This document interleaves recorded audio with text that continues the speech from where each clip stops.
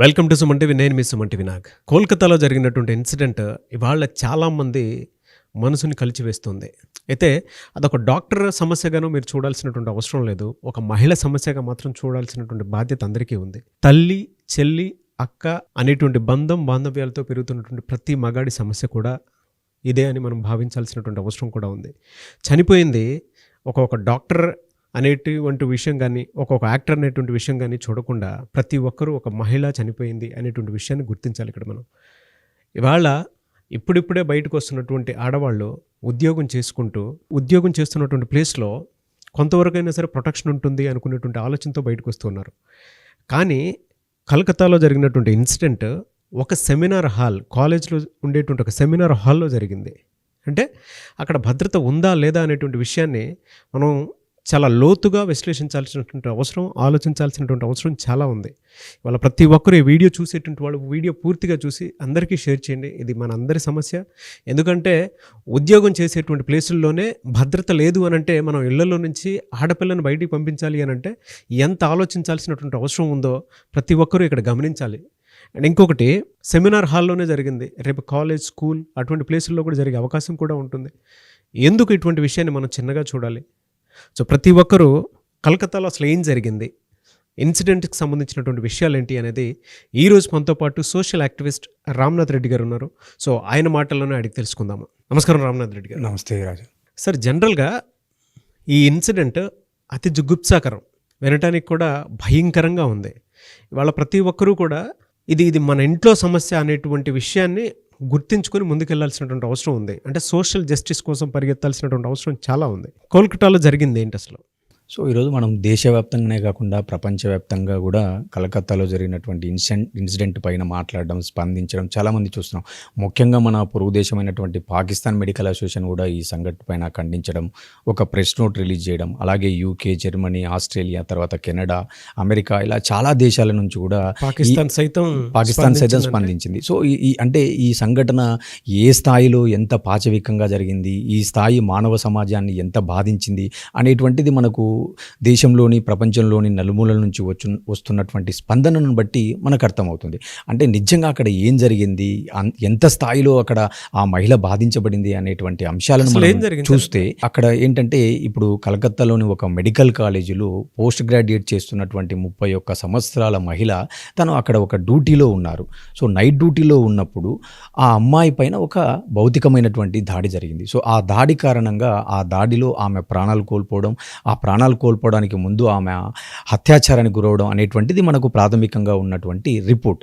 So దాన్ని కాస్త మనం డీటెయిల్డ్గా వెళితే, సో ఆ రోజు ఆమె అక్కడ డ్యూటీలో ఉండగా అక్కడ పశ్చిమ బెంగాల్ గవర్నమెంట్లో ఒక ప్యారలల్ వ్యవస్థ ఉంటుంది. అంటే పోలీసులతో పాటు వాలంటరీ పోలీసులాగా కొంతమందిని అపాయింట్ చేసుకొని ప్రభుత్వం వాళ్ళ ద్వారా కొంత సమాచారము, కొంత సమాజ సేవ చేసేటువంటి క్రమంలో ఒక మెకానిజం ఉంది. సో ఆ మెకానిజంలో పనిచేసేటువంటి ఒక వ్యక్తి ఆ హాస్పిటల్లో 4 గంటల, తెల్లవారుజామున 4 గంటల ప్రాంతంలో హాస్పిటల్లోకి ఎంటర్ అవ్వడం జరిగింది. అంటే ఏదైతే ఈ హాల్లో ఇన్సిడెంట్ జరిగిందని మనం ఏదైతే సెమినార్ హాల్ అని మాట్లాడుతున్నామో, ఆ హాల్లోకి ఎంటర్ అయినటువంటి వ్యక్తి ఎవరైతే ఉన్నారో అతను బ్లూటూత్ వియర్ చేసి ఉన్నాడు. అతను కూడా ఒక police volunteer, nothing but police volunteer. So ఆ వ్యక్తి ఎప్పుడైతే ఆ హాల్లోకి ఎంటర్ అయిన క్రమంలో అతను బ్లూటూత్ వియర్ చేసి ఉన్నాడు. సో మళ్ళీ అతను వెళ్ళిపోయేటప్పుడు అతని దగ్గర బ్లూటూత్ లేదు. కానీ ఈరోజు పోస్ట్ మార్టం చేసినటువంటి నివేదికలో మనకు బ్లూటూత్ అక్కడ కొన్ని ఏవైతే ఉన్నాయో సీన్ ఆఫ్ అఫెన్స్లో ఉన్నటువంటి సర్కమ్స్టాన్సెస్, ఎవిడెన్సెస్లో అది ఒక పార్ట్గా వాళ్ళు రిపోర్ట్ చేయడం, డిస్క్లోజ్ చేయడం జరిగింది. ఆ సీన్ ఆఫ్ అఫెన్స్ను మనం ఒకసారి ఇన్ డీటెయిల్డ్గా వెళితే, అక్కడ డ్యూటీ నిర్వహిస్తున్నటువంటి ఒక మహిళ ఎవరైతే ఉన్నారో తను కొంత నిద్రలో ఉండొచ్చు. అంటే 4 గంటలు ఆ ప్రాంతంలో అన్నప్పుడు వాళ్ళకు కూడా సరౌండింగ్లో ఒక రూమ్ ఇవ్వడము, లేదా వాళ్ళకు కొంత రెస్ట్ తీసుకోవడానికి కొంత వాతావరణం ఉంటుంది. సో అలాంటి క్రమంలో ఆ అమ్మాయి పైన ఖచ్చితంగా 2 లేదా 3 కంటే వ్యక్తులు కలిసి ఒక భౌతిక దాడి చేసి ఆ అమ్మాయిని అత్యాచారానికి గురి చేశారు. దాన్ని ప్రతిఘటించేటువంటి క్రమంలో ఆమె పైన భౌతిక దాడి చాలా తీవ్ర స్థాయిలో, చాలా పాశవికంగా జరిగింది అనేది ఒకసారి డీటెయిల్గా చూస్తే, చూస్తే ఆ అమ్మాయికి సంబంధించినటువంటి 2 కాళ్ళను 90 డిగ్రీస్‌గా వాళ్ళు విడగొట్టడము, అలాగే ఆ అమ్మాయి ముఖ కవళికలు గానీ, కళ్ళపైన గానీ చాలా అద్దాలు, గాజు ముక్కలు ఇలాంటి ఎంతో రక్కడము, అలాగే ఆ అమ్మాయి గూడా ఆ ప్రతిఘటించేటువంటి సమయంలో వాళ్ళతో చాలా వరకు పోరాడింది అని డీటెయిల్‌గా మనం చదువుతా ఉంటే, ఇలాంటి ఇంత పాశవికంగా మనుషులు ఉంటారా? ఇంత పాశవికంగా మహిళలపైన భౌతిక దాడి జరుగుతుందా? అంటే మహిళలని ఎంత వల్నరబిలిటీకి గురవుతున్నారు. అంటే పనిచేసేటువంటి ప్రాంతాలలో, పనిచేసేటువంటి ఎక్కడైతే ఉమెన్ వర్కింగ్ ప్లేస్‌లలో ఇంత ఘోరంగా వాళ్ళకు ఇన్సిడెంట్ జరుగుతుందంటే దేశం ఎటువైపు పోతుంది? మహిళలకు రక్షణ ఎటువైపు పోతుంది? అంటే ఆ పోస్ట్ మార్టం రిపోర్ట్ చూసిన వాళ్ళకు ఎవరికీ కూడా మనసు చలించక మానదు. అంటే ఈరోజు యావత్ దేశవ్యాప్తంగా, ప్రపంచవ్యాప్తంగా స్పందన వస్తుందంటే ఆ అటాప్సీ రిపోర్ట్‌లో అక్కడ డిస్క్లోజ్ చేసినటువంటి రిపోర్ట్ అసలు ఏముంది? అటాప్సీ రిపోర్ట్‌లో క్లియర్‌గా డీటెయిల్డ్ ఏంటంటే వాళ్ళు చెప్పింది ఏంటంటే ఆ అమ్మాయిని చాలా పాశవికంగా భౌతిక దాడి చేశారు. ఆ భౌతిక దాడి చేసే క్రమంలో ఫస్ట్ ఆ అమ్మాయికి సంబంధించినటువంటి కాళ్ళు ఏవైతే ఉన్నాయో ఆ 2 కాళ్ళను 90 డిగ్రీస్‌గా వాళ్ళు విడగొట్టడం జరిగింది. అంటే ఎంత పాశవికంగా ఒకసారి మీరు చూడండి, కింద పడితేనే మనకి ఏదైనా దెబ్బ తగిలితే ఎంతో ఘోరంగా మనకు పెయిన్ రావడం జరుగుతుంది. అంటే ఎంత హీనియస్ సంఘటన అంటే ఒక మహిళ శరీరాన్ని, ఒక మహిళ బాడీని ఏ విధంగా ట్రీట్ చేశారు, ఎలా ఆమెను ఇబ్బంది పెట్టారు అనేటువంటి ఘటన తాలూకు చూస్తే భారతదేశంలో ఉన్నటువంటి పౌరుడే కాదు, యావత్ ప్రపంచంలో ఉన్నటువంటి సమాజం కూడా తలదించుకోవాల్సినటువంటి ఘటన అని మనం భావించాలి. సో ఏదైతే అటాప్సీ రిపోర్ట్‌లో వాళ్ళు ఇచ్చినటువంటి టైమ్ లైన్ ప్రకారము ఏదైతే 4 PM అతను ఎంటర్ అయ్యి మళ్ళీ 4:40, 4:50కి బయటికొచ్చారన్నట్టుగా మాట్లాడుతున్నారు. ఆ సమీపంలో ఆ టైం గ్యాప్‌లో ఏం జరిగింది అనేటువంటి విషయాలు మనం చూస్తే అక్కడ 40 నిమిషాల పాటు అక్కడ ఒక యుద్ధ వాతావరణం, ఎంతో ఆ అమ్మాయిది తీవ్రతను ఎదుర్కొంది అనేటువంటిది చూస్తున్నాం. అంటే అక్కడ 3 లేదా 4 వ్యక్తులు ఆమెను బలాత్కారం చేయడం, ఆమెను కొంత రిస్ట్రిక్ట్ చేయడం, బహిరంగంగా బలాత్కారంగా ఆమె పైన దాడి చూస్తే ఆ దాడిని ఆమె ఎంత పోరాడింది, ఎంత మానసికంగా, ఫిజికల్‌గా ఎంత బాధ అనుభవించింది అనేటువంటి విషయాలు చూస్తే ఈరోజు ఆడపిల్లలకు ఎలాంటి రక్షణ ఉంది? అసలు ఆడపిల్లలను పనిచేసే చోటికి పంపించాలన్నా, ఆడపిల్లలను స్కూళ్ళకు గానీ లేదా వర్కింగ్ ప్లేస్‌లకు ఒంటరిగా పంపించాలంటే యావత్ దేశమే భయపడేలాగా ఆ సంఘటన మన కళ్ళ ముందు ఆవిష్కృతం అవుతుంది. అంటే ఆ పోస్ట్ మార్టం రిపోర్ట్ ఆవిష్కరించినటువంటి విధానము, వాళ్ళు స్టెప్ బై స్టెప్ అక్కడ ఏదైతే ఇన్ డీటెయిల్ ఇచ్చారో ఆ రిపోర్ట్‌ను ఒకసారి చదివితే ఏ ఆడపిల్ల తండ్రి యొక్క హృదయం కూడా చలించక మానదు అనేటువంటి కోణంలోనే నేను ఈరోజు మీ ముందుకు రావడం జరిగింది. ఈ ఇన్సిడెంట్‌లో ప్రపంచ దేశాలు సైతం కదిలొస్తూ ఉన్నాయి. జస్టిస్ ఇంకా డిలే అవ్వడానికి కారణం ఏంటండి అసలు? అదే మన దేశంలో మనకు ఉన్నటువంటి వ్యవస్థలు, మనకు ఉన్నటువంటి పొలిటికల్ సిస్టమ్ ఏదైతే ఉందో, అంటే గతంలో నిర్భయ ఘటనలు కావచ్చు, దిశ ఘటనలు కావచ్చు, మీకు తెలుసు మన ఉమ్మడి ఆంధ్రప్రదేశ్లో కూడా వరంగల్లో ఒక ఇన్సిడెంట్ జరగడం, తర్వాత గతంలో కేసీఆర్ గారి ప్రభుత్వంలో కూడా ఇక్కడ మన శంషాబాద్ షాద్నగర్ దగ్గర ఒక ఇన్సిడెంట్ జరగడం. సో ఇలాంటి ఇన్సిడెంట్ మనం చాలా చూసాం. అలాంటప్పుడు జస్టిస్ అనేది ఎంత తొందరగా జరిగింది, ఎంత ఫాస్ట్గా వ్యవస్థలు రియాక్ట్ అయ్యాయి అనేటువంటిది కూడా మనకు ఈరోజు కళ్ళ ముందు కనపడింది గతంలో. కానీ ఈరోజు పశ్చిమ బెంగాల్ లాంటి రాష్ట్రంలో, ఒక మహిళ ముఖ్యమంత్రిగా ఉన్నటువంటి రాష్ట్రంలో, ఒక మహిళ పైన ఇంత తీవ్రమైన పాశవికమైన ఘటన జరిగినా కూడా ఎందుకు జస్టిస్ జరగడం లేదు? ఒకవైపు ప్రపంచవ్యాప్తంగా ఉన్నటువంటి అనేక దేశాలకు సంబంధించిన medical fraternity, non medical fraternity కూడా వాళ్ళు సాలిడారిటీ వ్యక్తం చేయడం, జస్టిస్ కోసం డిమాండ్ చేయడం ఒక సైడ్ కనపడుతుంటే, కానీ మన దేశంలో మాత్రం ఇన్సిడెంట్ ఎక్కడైతే జరిగిందో ఆ ప్రాంతంలో మాత్రం అక్కడ ఉన్నటువంటి మహిళా ముఖ్యమంత్రి ఆమె ఒక ధర్నా చేయడం చూస్తూ ఉంటే, అంటే ఎక్కడ లోపం ఉంది, ఎందుకు విక్టిమ్స్కు న్యాయం జరగడం లేదు అనేటువంటిది. ఈరోజు హైకోర్టు స్థాయి వరకు పోయి high court direction, high court guide lines ఇస్తే కానీ అక్కడ సిబిఐ ప్రోబ్ చేసేటువంటి పరిస్థితి లేదు. అంటే ఎందుకు ఇలా జరుగుతుంది అని ఆలోచించినప్పుడు ఇక్కడ ఒక పొలిటికల్ కోణం కనపడుతుంది, ఒక రాజకీయ వెండేటా కనపడుతుంది. అంటే ఈరోజు మమతా బెనర్జీ ఏం చేస్తుంది, ఒక ముఖ్యమంత్రిగా ఆమె అకౌంటబిలిటీ తీసుకోవాలి. ఏదైనా ఒక ఇన్సిడెంట్ జరిగినప్పుడు ఇది గవర్నమెంట్ బాధ్యత, మా మెకానిజం ఫెయిల్యూరు, మేము దీన్ని ఇన్వెస్టిగేట్ చేస్తాము, వితిన్ అవర్స్లో లేదా వితిన్ డేస్లో మనము ఎవరైతే కల్ప్రిట్స్ ఉంటారో వాళ్ళను సమాజం ముందు పెడతాము, మీడియా ముందు పెడతాము అనేటువంటి మాటలు రాకుండా ఈరోజు ఆమె కౌంటర్గా ఏం పాలిటిక్స్ చేస్తుంది. మీరు హత్రాస్లో ఘటన జరిగినప్పుడు ఏం చేసినారు, మీరు మణిపూర్లో జరిగినప్పుడు ఘటన ఏం చేసినారు, లేదా మీరు అస్సాంలో ఘటన జరిగినప్పుడు ఏం చేశారు, మీరు ఎన్ని టీంలను పంపించారు, మీరు ఎంత తొందరగా జస్టిస్ని ఫైండ్ అవుట్ చేశారని చెప్పి కౌంటర్గా ఆమె బీజేపీ ప్రభుత్వాలను కానీ బీజేపీ రాష్ట్రాల్లో ఉన్న ముఖ్యమంత్రులను ప్రశ్నిస్తుంది తప్ప, ఒక మహిళా ముఖ్యమంత్రిగా నా రాష్ట్రంలో ఒక మహిళ పైన అందరూ సమాజంలో ఇంత వ్యవస్థలో ఇంత ఇన్సిడెంట్ జరిగినప్పుడు దానికి న్యాయం ఎలా చేయాలని ఆలోచించకుండా ఆమె అకౌంటబిలిటీ పరంగా జీరోగా ఉంటూ ఆమె అంత బ్లేమ్ గేమ్ ఆడడమే కనపడుతుంది తప్ప ఆమె విక్టిమ్స్ను ఆదుకోవడం కానీ వాళ్ళపైన సత్వరమైనటువంటి న్యాయం చేస్తాను అని చెప్పి ఆమె ఏ రకంగా మాట్లాడడం లేదు. ఇది ఒక రకంగా చాలా బాధాకరం. అంటే ఒక మహిళ అయ్యిండి ఒక మహిళకు జరిగినటువంటి అన్యాయం పట్ల ఆమె ఒక ఫాస్ట్ ట్రాక్ వేలో, చాలా స్ట్రింజెంట్ వేలో, చాలా ప్రాగ్మాటిక్ వేలో వెళ్ళకుండా ఆమె దీన్ని పొలిటిసైజ్ చేయడం అనేటువంటిది చాలా బాధాకరం. మీరు చెప్పినట్లనే నిజంగా అక్కడ అకౌంటబిలిటీ అనేది జీరో కనిపిస్తుంది. మమతా బెనర్జీ సీఎం అయినా కూడా, ఒక మహిళ సీఎం అయినా కూడా అకౌంటబిలిటీ జీరో ఉంది. బ్లేమ్ గేమ్ 100% ఉంది. అది మన తెలుగు రాష్ట్రాల్లో మీరు ఇందాక చెప్పినట్లు గతంలో చూసాం. రాజశేఖర రెడ్డి గారు కానివ్వండి, లేదంటే మన కేసీఆర్ గారు కానివ్వండి, ఈ ఇన్సిడెంట్స్ జరిగినప్పుడు ఈవెన్ సజ్జనార్ గారి సపోర్ట్ తోటి జరిగినటువంటి ఇన్సిడెంట్స్ మనం చూసాం.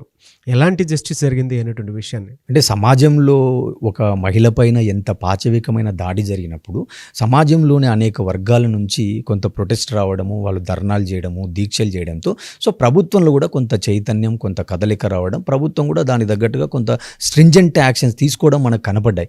కానీ ఈరోజు పశ్చిమ బెంగాల్లో ఆగస్టు 9వ తేదీ ఇన్సిడెంట్ జరిగితే ఆ ఇన్సిడెంట్ బయటికి రావడానికి కానీ మొదట ఆ ఇన్సిడెంట్ను ఫస్ట్ ఏమన్నారు, అది ఒక సూసైడ్గా ఆ కాలేజీకి సంబంధించిన ప్రిన్సిపలే కొంత రిపోర్ట్ చేయడం జరిగింది. సో తర్వాత ఆ ఇన్సిడెంట్ సీన్ ఆఫ్ అఫెన్స్ చూసిన తర్వాత అక్కడ ఉన్నటువంటి కొందరు ఇది ఖచ్చితంగా మర్డరు, అటెంప్ట్ మర్డరు, ఇది చాలా అట్రాసిటీకి సంబంధించింది అని చెప్పిన తర్వాత ఈరోజు దేశం ముందు, యావత్ ప్రపంచం ముందు ఈ ఇన్సిడెంట్ గురించి చర్చ జరుగుతుంది. యావత్ ప్రపంచంలో ఒక చైతన్యం స్టార్ట్ అయింది. ఈరోజు మనం రేపు లాస్ ఏంజిల్స్లో కూడా, అంటే మనకు తెలుసు లాస్ ఏంజిల్స్ అంటే ప్రపంచవ్యాప్తంగా హాలీవుడ్ అక్కడ ఉంటుంది. సో ఆ వాళ్ళు కూడా ఒక పిలిపివ్వడం జరిగింది. అంటే రేపు మేము కూడా ఈ అంశం పట్ల న్యాయం జరగాల, జస్టిస్ జరగాలని చెప్పి ఒక ధర్నాకు పిలిపివ్వడం జరిగింది. అలాగే కెనడాలో ధర్నాకు పిలిపిస్తున్నారు. ఎక్కడైతే బెంగాలీలు ఎక్కువగా ఉన్నారో అన్ని ప్రాంతాల్లో ఈ అంశం పైన చర్చ జరుగుతుంది. నేనేమంటానంటే దీన్ని ఏదో ఒక పశ్చిమ బెంగాల్లో ఒక ఇన్సిడెంట్కు చూడకుండా ఒక మహిళ పైన జరిగినటువంటి దాడిగా, మహిళలకు రక్షణ ఏ విధంగా మన దేశంలో ఉంది, మహిళలు రేపు ఎక్కడైనా పని చేయాలంటే వాళ్ళకు కొంత మంచి కండుసివ్ వాతావరణం ఉండాలి. నేను ఇంకా మీకు ఒక విషయం చెప్తాను. ఈరోజు మన దేశంలో ఉమెన్ రిజర్వేషన్ బిల్ అంటున్నారు, ఉమెన్ ఎంపవర్మెంట్ అని అంటున్నారు, ఇట్లా ఎన్నో చట్టాలు తెస్తున్నారు. కానీ ఈ ఇన్సిడెంట్లు మాత్రం జరగకుండా ఎవరు ఆపలేకపోతున్నారు. ఒకవైపు నేను నిన్ననే రీసెంట్గా 2-3 రోజుల కిందట పేపర్లో చూస్తే ఒరిస్సాలో కూడా మహిళల కోసం మనకు సహజంగా వాళ్ళకు పీరియడ్ సందర్భంలో కొన్ని ఇబ్బందులు ఉంటాయి, సహజంగా జెనెటిక్గా, న్యాచురల్గా. సో అలాంటి వాటికి కూడా అఫీషియల్గా వాళ్ళు లీవ్స్ ఇవ్వడం నిన్న రీసెంట్గా ఒరిస్సాలో చట్టం చేయడం జరిగింది. అంటే ఒకవైపు మన దేశంలో చట్టాలు చేస్తున్నారు, మహిళల ఎంపవర్మెంట్ అంటున్నారు, మహిళల కోసం ముద్రా లోన్స్ అంటున్నారు, మహిళలు కూడా బిజినెస్లోకి రావాలి, మహిళలు కూడా అన్ని రంగాల్లో రాణించాలా అంటున్నారు. కానీ మరొక వైపు దేశంలో ఇలాంటి ఘటనలు జరుగుతున్నప్పుడు ఒక సామాన్య పౌరుడుగా, ఒక సామాన్య పేరెంట్గా, నేను కూడా 2 పిల్లల తండ్రిగా ఖచ్చితంగా మహిళలకు మన దేశంలో ఎలాంటి రక్షణ ఉంది? మనం మన కూతుర్ను కానీ, మన అక్కను కానీ, మన చెల్లెల్ని కానీ మనం ఎక్కడైనా ఒక సంస్థలో పనిచేయడానికి కానీ, ఒక ప్రాంతానికి పంపించాలంటే మనం కొంత డైలమాలో పడేటువంటి ఆలోచన, ఆ వాతావరణం మన దేశంలో ఉందా అనేటువంటి ఆలోచన వచ్చినప్పుడు ఖచ్చితంగా ఒక తండ్రిగా ఎవరికి కూడా ఒక భయము, ఒక ఆవగించేటువంటి వాతావరణం మన దేశంలో ఉంది. అంటే ఇలాంటి అపోహలను కానీ, ఇలాంటి భయాలను తొలగించాల్సినటువంటి బాధ్యత ప్రభుత్వాలపైన, వ్యవస్థలపైన ఉంటుంది. సో అంటే వ్యవస్థలు ఖచ్చితంగా రాజకీయాలకు అతీతంగా అన్నిటినీ పక్కన పెట్టి ఒక మహిళకు అన్యాయం జరిగినప్పుడు, మహిళలపైన ఇంత ఘోరమైన ఇన్సిడెంట్ జరిగినప్పుడు పాలిటిక్స్కు అతీతంగా వ్యవస్థల ద్వారా పనిచేసి దోషులను వ్యవస్థల ముందు పెట్టి కఠినమైనటువంటి శిక్షలు అమలు చేస్తే కానీ ఇలాంటి ఘటనలు మనం కంట్రోల్ చేయలేమనేది నా భావన. రామ్నాథ్ గారు, దీని మీద ఒక ఫాదర్గా, సోషల్ యాక్టివిస్ట్గా ఎలాంటి న్యాయం జరిగితే బాగుంటుందని కోరుకుంటున్నారు? సో ఒక తండ్రిగా లేదా ఒక పౌరునిగా మనం ఈ అంశం పైన సత్వరం న్యాయం జరగాల అనేటువంటిది ఆశిస్తాం. గతంలో కూడా మన 2 తెలుగు రాష్ట్రాల్లో మనం చూసాం. ఆ రోజు వరంగల్ ఇన్సిడెంట్ కానీ, శంషాబాద్ ఇన్సిడెంట్లో ఆ రోజు ఉన్నటువంటి ప్రభుత్వాలు, ఆ రోజు ఉన్నటువంటి ముఖ్యమంత్రులు ఎంత స్థాయిలో యాక్షన్ తీసుకోవడము, ఎంత డెసిసివ్గా వెళ్ళడము, అక్కడ ఇన్సిడెంట్ జరిగిన వెంటనే అక్కడ ఎన్కౌంటర్ క్రమంలో అధికారులకు బాధ్యతలు ఇవ్వడం, ఇలా ఒక సంఘటన మనకు ఎగ్జాంపుల్గా వాళ్ళు రోల్ మోడల్గా సెట్ చేయడం జరిగింది. సో అలాంటి సత్వర న్యాయం మిగతా రాష్ట్రాల్లో ఎందుకు జరగడం లేదు అనేటువంటి ఆలోచన కూడా ప్రజలు ఒకసారి చేయాల్సి ఉంటుంది. అలాగే ఈరోజు అక్కడ జరిగినటువంటి ఇన్సిడెంట్ ఒక మెడికల్ కాలేజీలో ఒక హాల్లో జరగడం జరిగింది. అంటే రేపు ఎక్కడైనా ఒక మాల్కి వెళ్ళినా లేదా ఒక స్కూల్లో కానీ ఎక్కడైనా కూడా జరిగేటువంటి అవకాశాలు ఉన్నాయి. కాబట్టి ఈ అంశం పైన ప్రజల్లో కానీ, మహిళల్లో కానీ, కుటుంబాల్లో కానీ చర్చ జరగాల, అవగాహన రావాలా, ప్రజల్లో కూడా చైతన్యం పెరగాల, పిల్లల్లో కూడా చైతన్యం పెరగాల. అంటే ఎలాంటి చట్టాలు ఉన్నాయి, మహిళలకు ఏదైనా ఒక ఇబ్బందికరమైన వచ్చినప్పుడు ఇన్సిడెంట్ రిపోర్ట్ రిపోర్ట్‌గా మనం ఎవరిని సంప్రదించాలా? సో, ఇలాంటి అంశాలపైన బలమైనటువంటి చట్టాలు, బలమైనటువంటి అవగాహన జరగాల అనేటువంటిది నా భావన. అలాగే ఈరోజు కలకత్తాలో జరిగినటువంటి అమ్మాయి కుటుంబానికి న్యాయం జరగాలంటే దేశవ్యాప్తంగా ఉన్నటువంటి ప్రజలు గానీ, పౌరులు గానీ అందరూ గూడా సోషల్ జస్టిస్ ఫర్ మెడికో అని జెప్పి ట్యాగ్ జేసి, ఈ ప్రచారాన్ని విస్తృతం జేసి, ప్రభుత్వంలో ఒక చలనం జరిగి సత్వర న్యాయం జేయాలి. అంటే సత్వర న్యాయం అంటే మనకున్నటువంటి వ్యవస్థల ద్వారా ఒక మంచి టీమ్స్ ఏర్పాటు జేసి, సాంకేతికతను ఉపయోగించి, ఎవరైతే అక్కడ అక్యూజ్డ్ ఉన్నారో, ఎవరైతే ఈ ఇన్సిడెంట్‌లో కల్ప్రిట్స్ ఉన్నారో వాళ్ళను ప్రజల ముందు న్యాయస్థానం ముందు బెట్టి, వాళ్ళకు కఠినమైనటువంటి ఉరిశిక్ష లేదా అంతకంటే ఎక్కువ శిక్షలను అమలు చేయాలా అనేటువంటిది నా భావన. నిజమండి. అంటే ఇవాళ మీరు చెప్పిన దాని ప్రకారం ప్రపంచ దేశాలు సైతం కదిలొచ్చి దీని మీద మాట్లాడుతూ ఉన్నారు. అంటే ఒక విమెన్ ఎంతటి ప్రాబ్లమ్స్‌ని ఫేస్ చేస్తుందో బయటకు వచ్చేటప్పుడు అనేటువంటి విషయం గుర్తించడానికి, చెప్పడానికి ఇంతకంటే బెస్ట్ ఎగ్జాంపుల్ ఇంకొకటి ఉండదేమో. పబ్‌లోను, పార్క్‌లోను లేదంటే ఇంకెక్కడో జరగలేదు. ఒక్కొక్క కాలేజీలో ఒక సెమినార్ హాల్‌లో జరిగింది. పని చేయడానికి వెళ్ళినటువంటి ప్లేస్‌లోనే అంటే ఆఫీస్‌లోనే జనరల్‌గా సెక్యూరిటీ లేదు అనంటే ఎంత పెద్ద అంశమో లోతుగా ఒక మహిళ పాయింట్ ఆఫ్ వ్యూ నుంచి చూసేటప్పుడు చాలా విషయాలు ఇందులో చాలా కోణాలు మనకు కనిపిస్తుంటాయి. ఒక తండ్రిగా మీరు మాట్లాడినటువంటి మాటలు, మీరు ఇందాక ఒక మాట అన్నారు, సోషల్ జస్టిస్ కోసం అని చెప్పేసి మనం ఫైట్ చేయాలి అనంటే అక్కడ పొలిటికల్ వెండెట్టాన్ని పక్కన పెట్టి ఉమెనే సీఎంగా ఉన్నటువంటి రాష్ట్రంలో ఇలాంటిది ఒకటి జరిగింది అనంటే ఇక్కడ కొంత మోడల్గా తీసుకోవాల్సిన, మన తెలుగు రాష్ట్రాల్లో మోడల్గా తీసుకోవాల్సినటువంటి ఎగ్జాంపుల్ కూడా గుర్తు చేశారు. అండ్ తెలుగు రాష్ట్రాల్లో ఉండేటువంటి సీఎంలు కూడా స్పందించాలని మాత్రం కోరుకోవాలి. అండ్ ఇవాళ ఇది ప్రతి ఇంట్లో సమస్య. అండ్ ప్రతి ఒక్కరూ పిల్లల్ని స్కూల్కి, కాలేజెస్కి, ఆఫీసులకి పంపిస్తూ ఉంటారు. సో ఈ ఇన్సిడెంట్ చూసిన తర్వాత నిజంగానే భయపడతారు. సోషల్ జస్టిస్ మాత్రం ఇమీడియట్లీ జరగాలని చెప్పేసి కోరుకుందాము.